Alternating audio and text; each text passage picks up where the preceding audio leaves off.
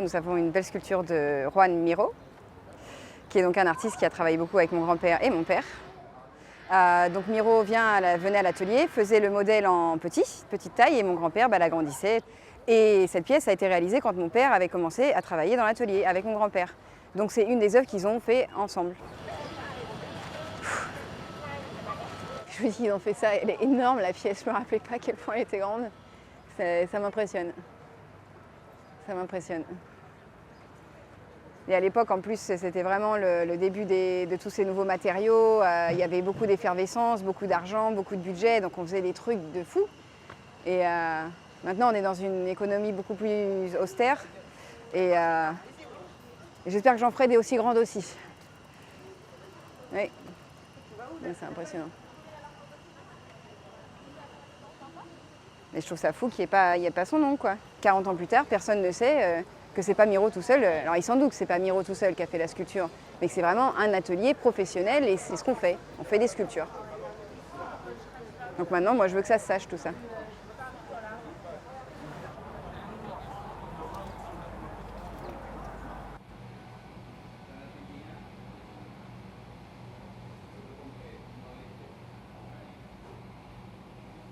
Ça correspond à la petite boîte. D'accord.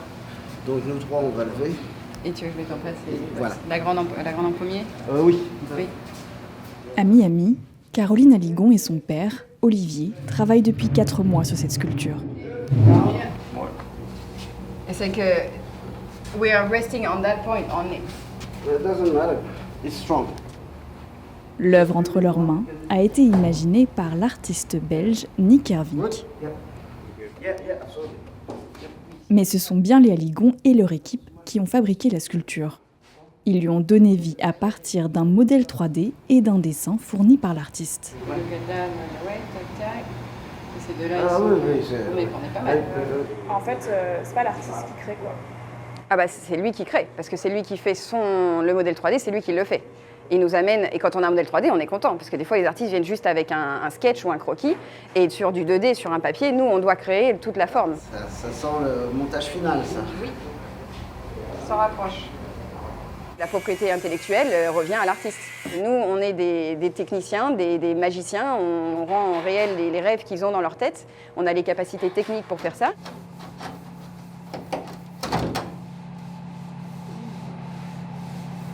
Comme un capot de voiture.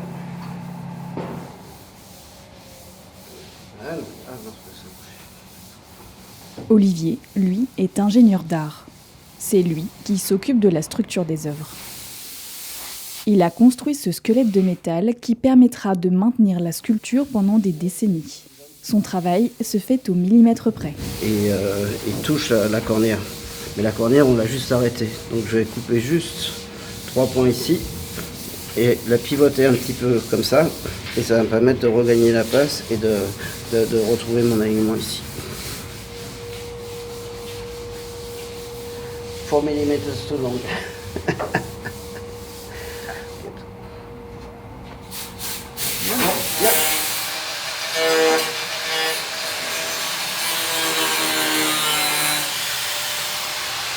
S'il était un tout petit peu plus ouvert,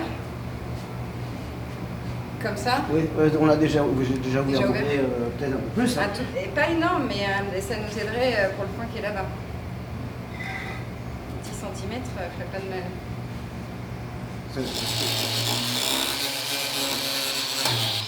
Les Aligon ont l'habitude des sculptures monumentales. Celle-ci devrait faire environ 4 mètres de haut. Dans les lieux publics, une sculpture va paraître très petite. Donc il faut faire une sculpture au minimum de 2 mètres, sinon elle paraît ridicule et dans l'espace elle se perd. C'est toujours frustrant parce qu'on fait une grande sculpture qui tient à peine dans l'atelier et dès qu'on la sort, elle a l'air toute petite, elle s'est réduite. C'est comme chérie, j'ai rétréci les gosses.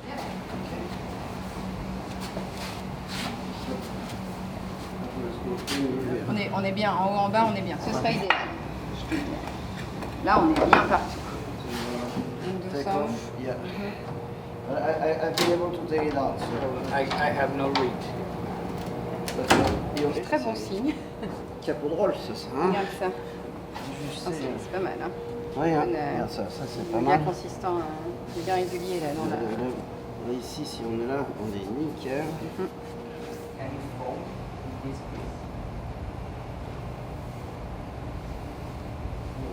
Depuis 1998, l'atelier des Aligon est installé ici, à Little River, au nord de Miami.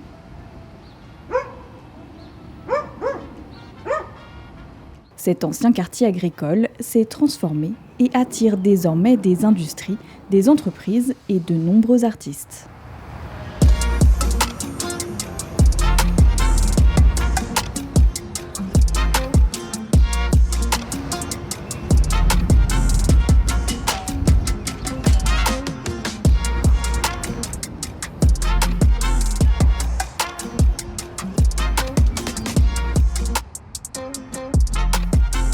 Je suis venue en février 2011, après la fin de mon master, donc un master en droit et fiscalité du marché de l'art. Comme je travaillais déjà depuis que j'avais 16 ans dans l'atelier les étés pour apprendre les techniques, l'hiver s'installant bien sur Paris, la neige et tout, j'ai dit vous savez quoi, je vais prendre un avion, on va aller à Miami voir ce qui se passe.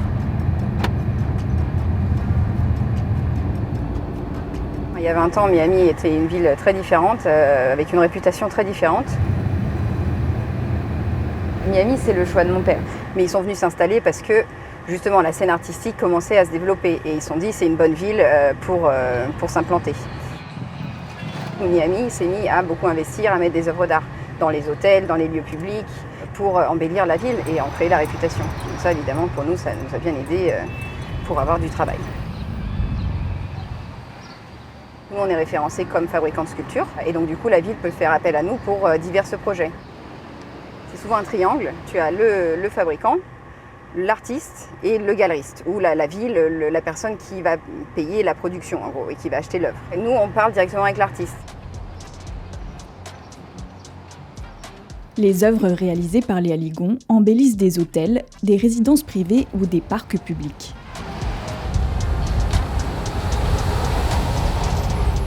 Loin d'être simplement esthétiques, elles sont aussi des bijoux d'ingénierie. On est devant une sculpture de Raphaël Barrios, Rising Horizons. Cette sculpture, elle est vraiment très particulière parce qu'elle a une base non seulement rotative, ce qui permet à la sculpture de tourner en fonction du vent et de se mettre dans le sens du vent.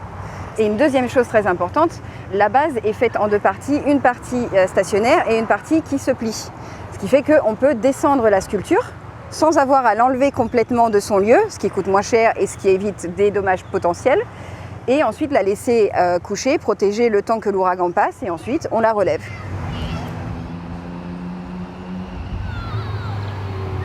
Hors période d'ouragan, Miami offre plus de 248 jours de soleil par an. Un plaisir pour les touristes et les croisières.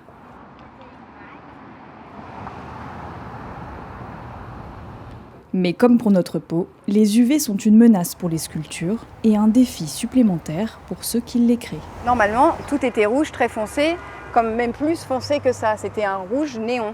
Et les pigments sont complètement cuits et ont disparu en moins de 2 ans à l'extérieur. C'est assez fou. Normalement, vous n'utilisez pas ce genre de peinture? Un truc qui dure moins de 15 ans, on ne recommande pas. Parce qu'on fait des sculptures qui doivent rester plusieurs générations à l'extérieur.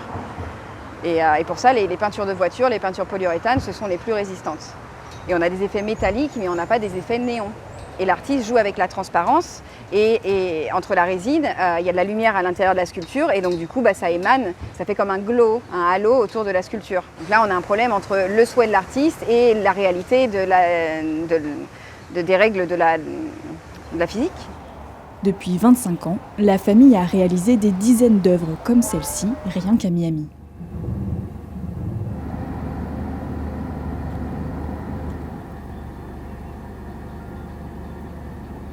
Rejoindre l'aventure familiale, Caroline l'a longtemps désirée. La poursuite de son rêve américain et d'un destin loin de la France et de la banlieue parisienne.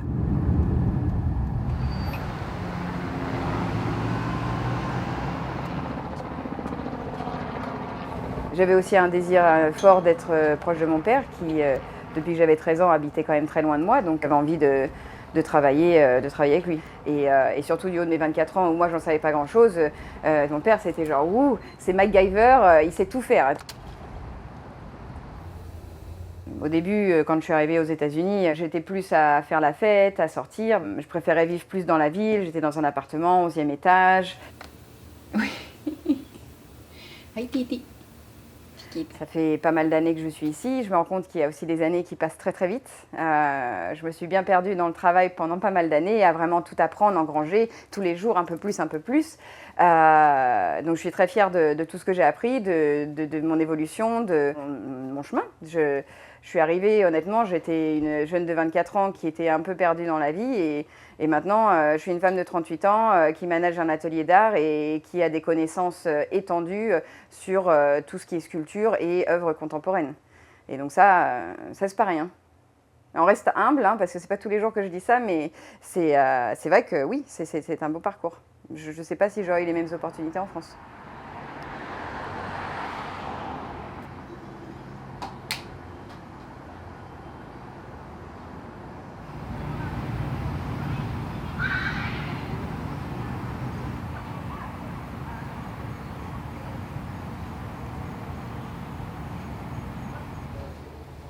Des yeux perçants et des traits connus dans le monde entier. Mais il ne s'agit pas de la dame new-yorkaise. C'est la statue qui est à Paris, sur une des îles sur la Seine, qui a été offerte par les États-Unis à la France pour le centenaire de la Statue de la Liberté de New York. Et la pièce donc, a été installée à Paris et très rapidement le visage s'est dégradé et ils ont fait appel à Olivier pour restaurer le visage. La statue originale et emblématique d'Auguste Bartholdi fait partie de l'histoire de la famille. Elle est, oui, assez présente tout au long de notre histoire, notamment parce que donc, la première statue de la Liberté est faite dans les fins du 19e siècle.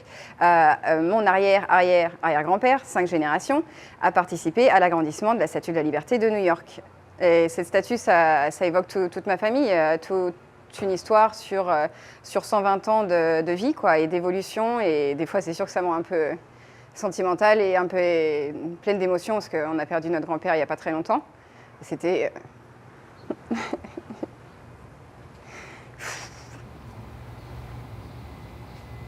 C'était un homme très important. Il a appris beaucoup de choses à mon père et à moi, et par conséquence.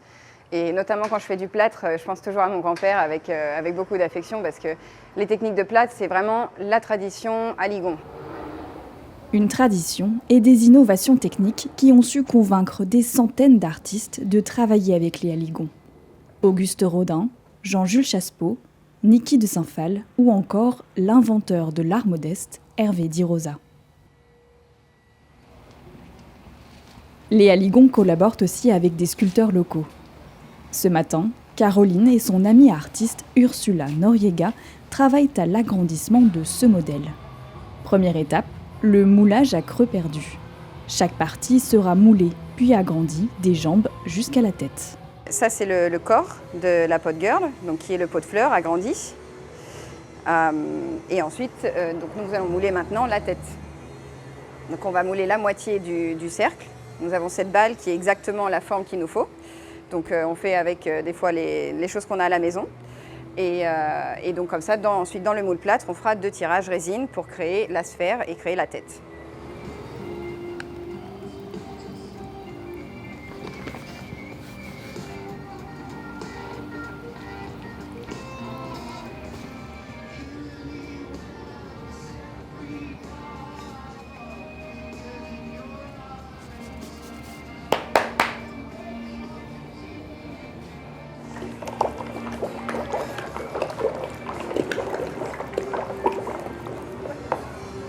Et maintenant, on attend. Et là, c'est bien parce que la balle a un peu de texture, donc ça nous aide à accrocher le plâtre. Je commence à faire l'imprimé, donc avec du plâtre pur et en utilisant les pinceaux spéciaux à plâtre. So now, tap, tap, tap. Quand on fait des moules plâtre et quand on revient avec le deuxième passage de plâtre, les deux s'accrochent ensemble et commencent à créer la surface. Et donc il faut respecter un certain temps entre chaque, parce que sinon tout peut tomber. Au total, 3 couches sont nécessaires pour appliquer le plâtre.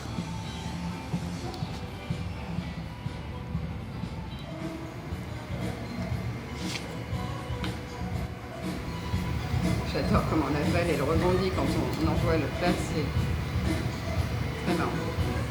Donc ça, ce sont les techniques ancestrales et papa m'a appris quasiment tout sur le plâtre. Mais il a appris de son père et qui a appris de son père, qui a appris de son père. Donc je trouve ça assez fantastique.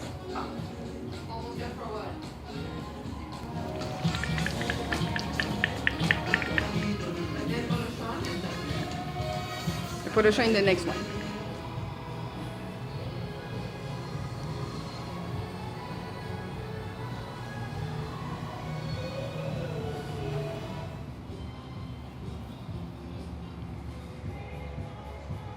Je crois vraiment que mon grand-père me regarde et notamment quand je fais du plâtre, je le sens proche de moi et en général, je lui demande de l'inspiration.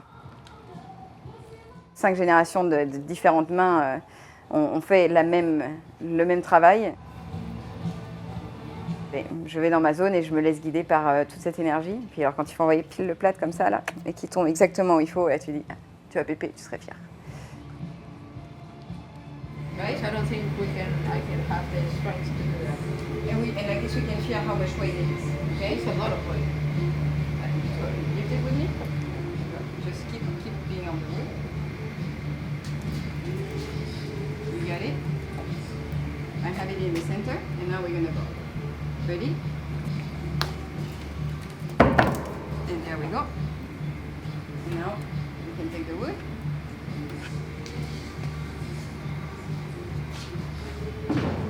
And now I think we can try to take the ball. Up. So it's easier to pull out. But I don't know how to inflate it again. Voila. Very nice, huh? No holes. No. And we get all the texture. All the texture. I like the texture, huh?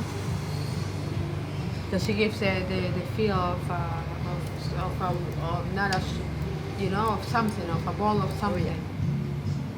The same.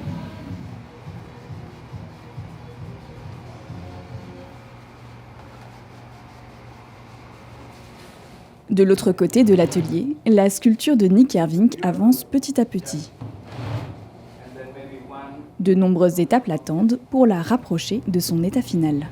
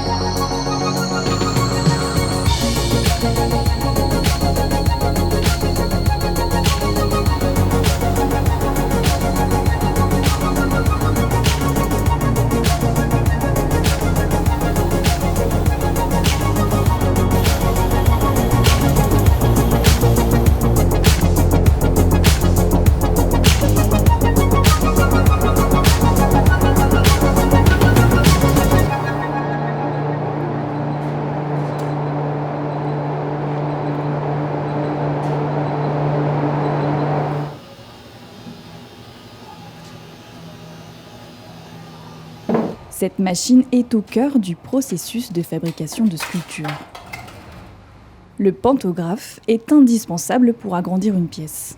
Olivier s'en sert depuis l'âge de 10 ans.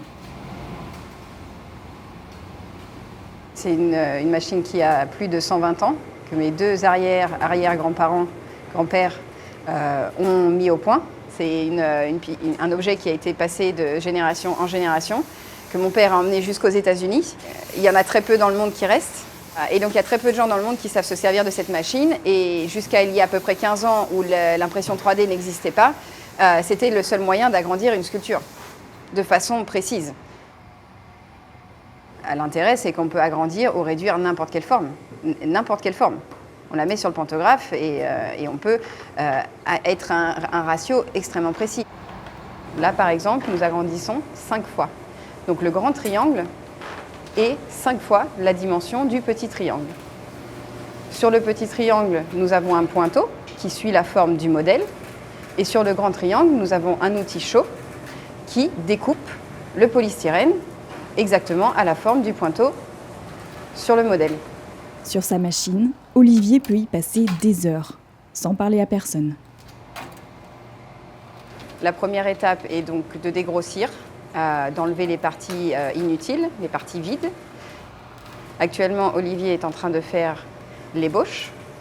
Avec une sécurité sur le pointeau, Olivier va décrire toute la surface de la pièce.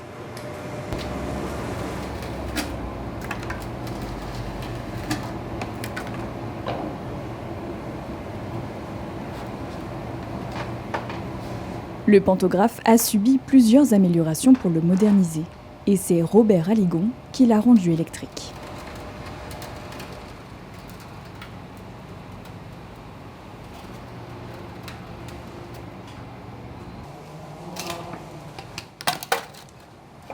Donc une fois que nous avons tous les morceaux agrandis au pantographe, on va les réassembler, les poncer pour enlever la trame. Vous voyez, Olivier il est en train de décrire la surface, donc avec une trame bien régulière. Mais après ces petites lignes, il va falloir que nous les effacions. Et ensuite, nous allons appliquer un enduit pour donner l'état de surface. Donc souvent, en ce moment, c'est la mode de faire quelque chose de très lisse et impeccable en surface. Des artistes comme Niki de Saint-Phal, elle aimait la texture, donc on laissait beaucoup de vie dans la surface de la pièce. Ça, c'est au choix de l'artiste et des tendances actuelles. Une fois que nous avons notre modèle terminé, et passe à la prochaine étape, on va appliquer dessus soit le plâtre ou le silicone pour créer le moule.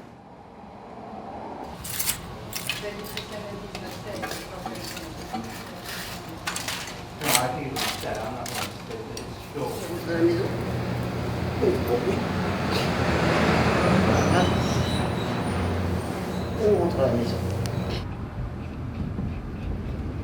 Olivier s'est installé en Floride, attiré par l'effervescence de Miami et la facilité d'entreprendre dans les années 1990. J'avais plus envie de partir de France que de venir à Miami. Les règles sociales qu'il y a dans les métiers d'artisanat d'art, et j'étais obligé d'arrêter mon entreprise en France. Parce que je ne pouvais plus, je pouvais plus. Alors je me suis dit, où je mets des bombes à l'URSSAF, où je me casse.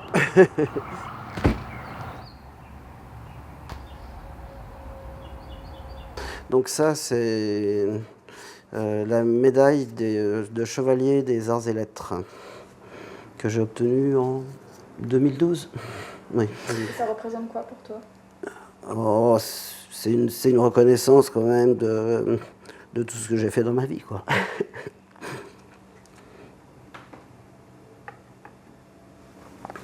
Toutes les sculptures que j'ai faites, j'en ai fait... avec mon atelier, mais peut-être plus de 25 000 quand même. C'est beaucoup. Ah ouais, elles ont toute leur histoire, hein, c'est sûr. Alors une que j'aime beaucoup, c'est le Raymond Masson. C'est une vue de Manhattan. Il me l'avait dédicacé pour Olivier, mon dessin, son idée.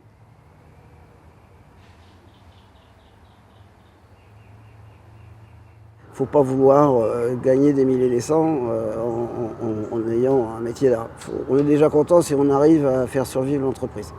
Je suis la 4e génération, Caroline la 5e. C'est quand même quelque chose de tout à fait unique. Elle est où la Fifi ?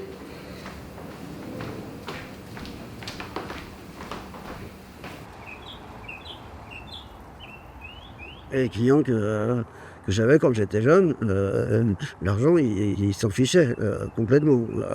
Bon, ils mangeaient pas toujours bien tous les jours, hein, mais c'était pas du tout leur intérêt. Eux, ce qui les intéressait, c'était d'être dans leur atelier et de faire les sculptures. Pouvoir les faire monumentales, d'avoir des commandes, et c'est ça qui les passionnait. C'est devenu du business. Uniquement du business. On voit des Jeff Koons. Jeff Koons, c'est pas un artiste. Pour moi, désolé, c'est pas un artiste. C'est un très bon businessman.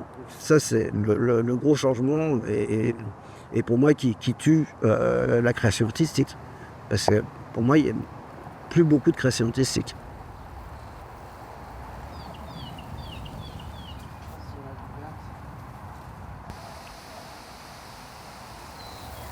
Tu penses t'arrêter un jour ou pas? Bon, tant que je suis en forme comme ça, pour moi la meilleure des choses, c'est d'être à l'atelier, c'est sûr.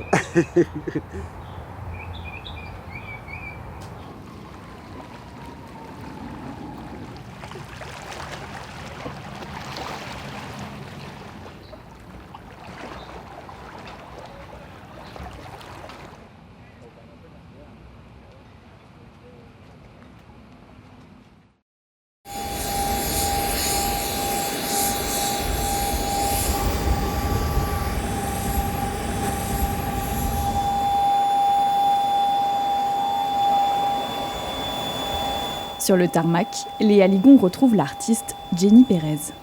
Un riche client a acheté la sculpture qu'ils ont réalisée pour elle.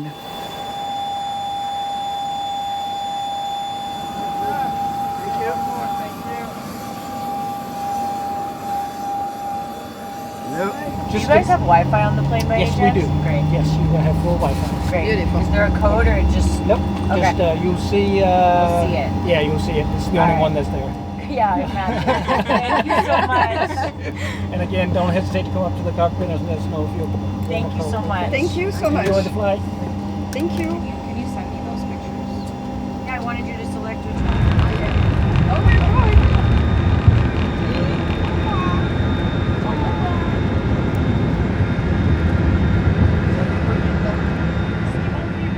Là, on va à St. Louis, Missouri, donc à 3 heures d'avion de Miami. On va installer une sculpture pour Jenny Pérez qu'on a produite il y a quelques mois et il se trouve que le client est donc un millionnaire qui a plusieurs avions et donc on a pu utiliser un de ces avions pour aller se rendre sur place, ce qui est jamais, honnêtement, vraiment c'est une fois dans la vie que ça va arriver ça. C'est la version virtuelle, digitale de la pièce, la projection de ce que veut l'artiste. Et le tout, ça fait presque 9 mètres de long. C'est raisonnable. Ça va être intense? Ça va être intense.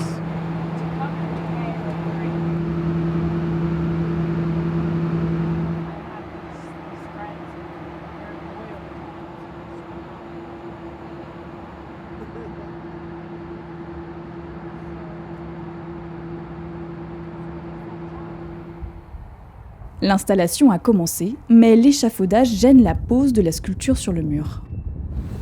One is here, so we are lucky. So that's good. And the other one is It's right there. just here. Okay. So we are down I'm to an thinking inch. Maybe, if you agree with it, to move this letter of 1 inch. And like this we can install everything without having to move the scaffolding. Ok.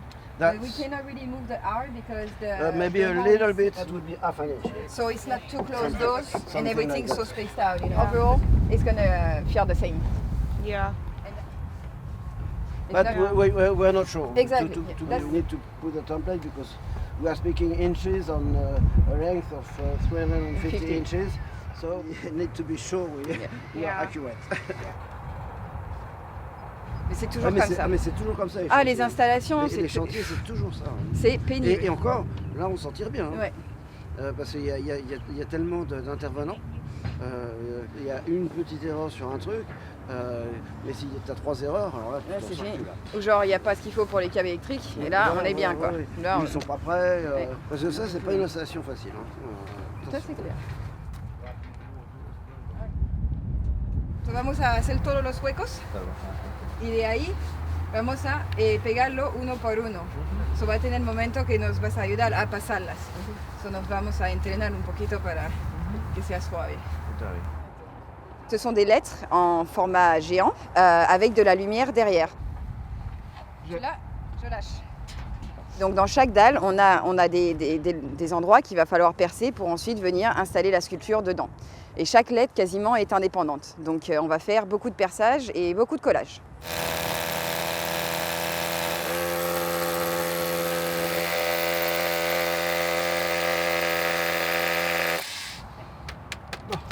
Oh my goodness. Right?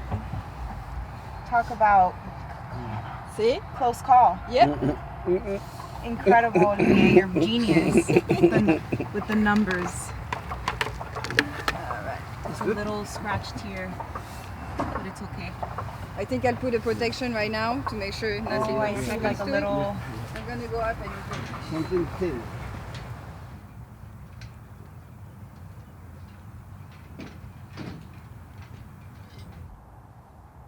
I don't think if anybody would have told me a year ago that I'd be installing a sculpture in Missouri that I'd believe them. It's a dream come true. And what do you think of working with the Aligon family? Well, it's, you know, their legacy is quite intimidating at first. When you meet them, you think it's a big deal, and it is a big deal, but they're so down to earth and so inviting that, you know, you sort of forget that there's this rich history with the bloodline and their experience in this kind of work. I think for me, it's just an honor to work with people that genuinely care about the work and the art and have great integrity and great work ethic.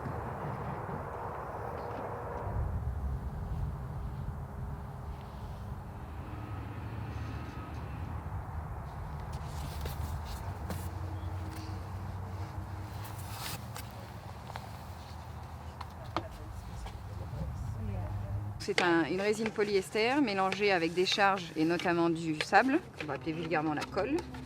Ce produit donc, nous permet de coller la pièce dans le mur à jamais.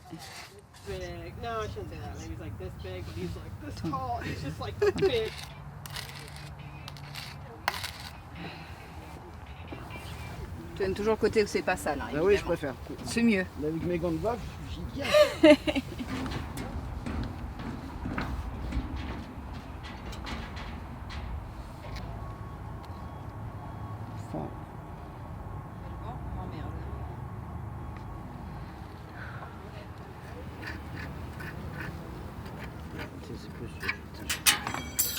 Ah putain! Non! Ouais, mais ça, j'en étais sûre que ça allait arriver. Qu'est-ce qui est tombé? La spatule.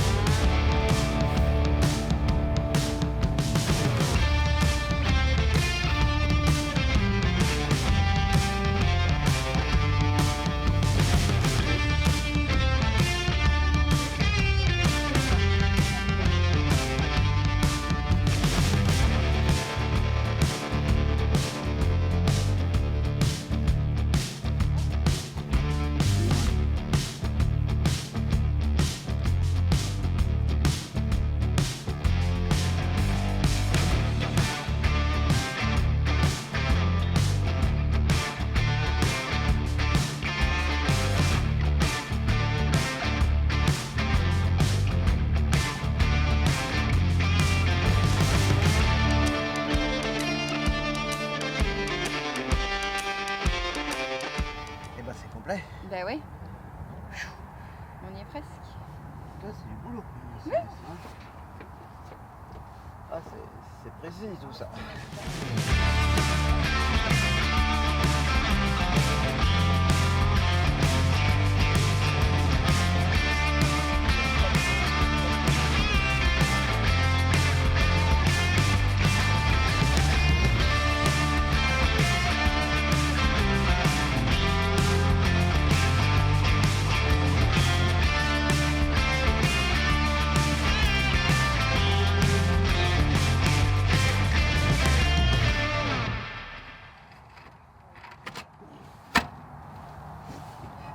Et voilà. Il est en place. Fini. Done. Et voilà. We made it. Yes. We did it. It's good. Good job, ma fille. Ouais, c'est bon. C'est cool.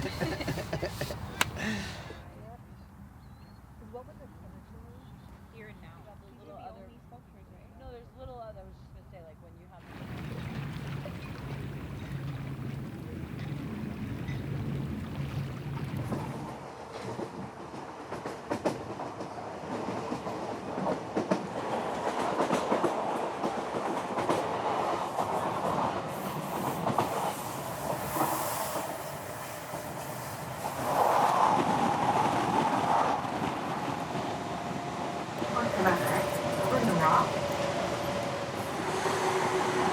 Pour la première fois depuis la mort de son grand-père, Caroline revient chez lui, en France, dans la maison où il a vécu avec sa femme Arlette pendant plus de 50 ans.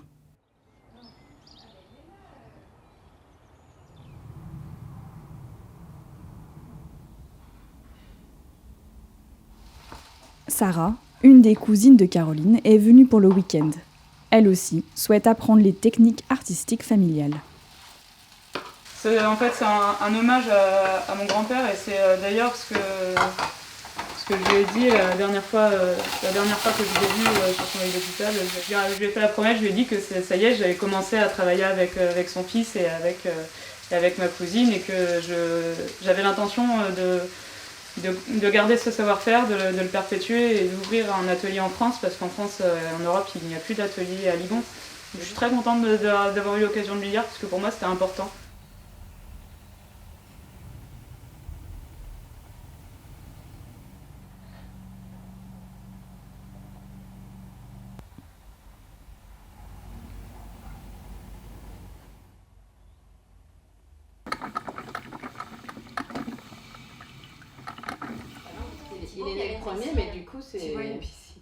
Gérard, Agnès et Marie, les 3 autres enfants de Robert Aligon, se retrouvent autour des photos de famille. On m'a demandé déjà le numéro et...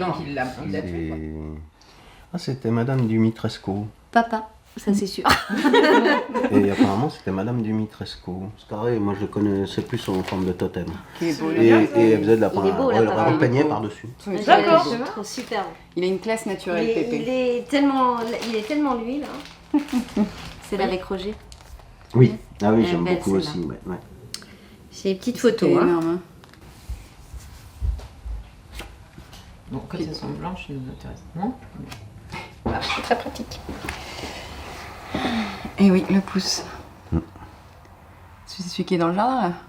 Non, c'est à l'atelier de Paris. Oui, parce que sur le. Qui n'avait pas écrit Aligon et Fils. Voilà, ça paraît bizarre en fait. C'est quoi cette copie là? C'est pas l'original. C'est dans l'eau, je pense, parce qu'il y est toujours. Alors. Et là, c'est toi, Gérard, là? Mais en fait, je viens de me demander, mais je pense que je crois que je suis là aussi de dos. Oui. Ouais.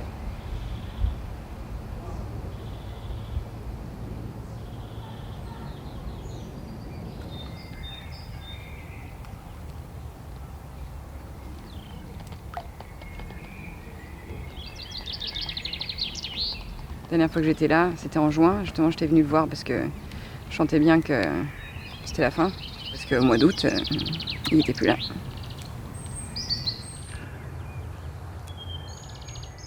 Ah, ça fait bizarre, mais en même temps, c'est génial parce que tu as l'impression qu'ils sont encore là, quoi.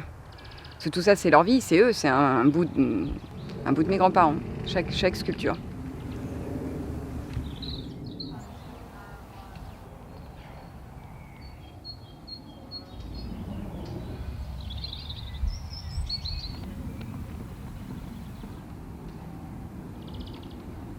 Surtout que c'est de l'ABS. Donc la seule autre personne dans ma famille qui a envie de faire ça, c'est ma cousine. Donc ça a été 4 générations d'hommes et là, la nouvelle génération, c'est 2 femmes. Même s'il ne faut pas oublier que quand même mes 2 tantes travaillent activement dans l'entreprise, mais après, qui était le chef d'entreprise, c'était toujours un homme. Moi, ça fait maintenant plus de 7 ans que c'est moi qui gère l'entreprise et donc petit à petit, je prends ma place. Et là, on se transmettra le savoir-faire de femme. Faut qu'on fasse des filles. Hein.